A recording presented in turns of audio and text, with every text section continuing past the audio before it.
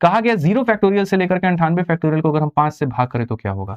0 factorial. पहली बात factorial की परिभाषा को समझो। अगर मैं 0 फैक्टोरियल की बात करता हूं तो इसका मतलब 1 होता है। अगर मैं 1 फैक्टोरियल की बात करता हूं तो इसका मतलब यहां पर 1 होता है। अगर मैं 2 फैक्टोरियल की बात करूंगा तो इसका मतलब मेरे भाई यहां पर ये 1 इंटू 2 हो जाएगा, यानी 2 हो जाएगा।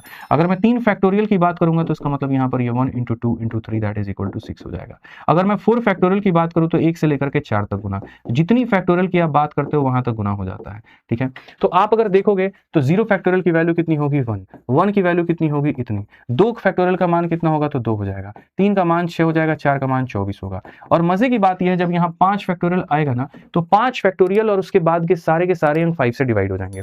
ठीक है, 5 फैक्टोरियल का मतलब यहाँ पर क्या हो गया? 1 इंटू 2 इंटू 3 इंटू 4 इंटू मेरे भाई यहाँ पर 5। ठीक है, 6 फैक्टोरियल का मतलब 1 into 2 into 3 into 4 into 5 into 6।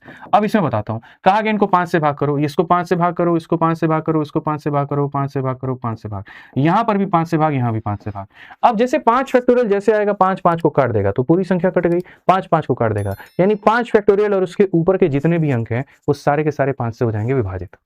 तो जब विभाजित हो जाएंगे तो कुछ बचेगा ही नहीं। 0 फैक्टोरियल की वैल्यू 1 होगी, 1 का 1 होगा, 2 फैक्टोरियल की वैल्यू 2, 3 का मान 6, 4 का मान 24, और इसके बाद में जैसे यहाँ पर 120 और बाकी सारे जो अंक आएंगे इन सब में मेरे भाई 5 से कट जाएगा, 5 से कट जाएगा तो रिमाइंडर कितना होगा? 0, अगला 0, अगला 0 चलता रहेगा। ठीक है, अब जो बच गए इनको जोड़ करके देख लो। ठीक है, तो 24 और 6 30, 30 2 32, 1 33, 1 34, 34 आ रहा है। 5 से भाग करके देखोगे 5 36 मेरे भाई कितना बचेगा? तो 4 बचेगा, तो रिमाइंडर कितना आ जाएगा? 4 आ जाएगा।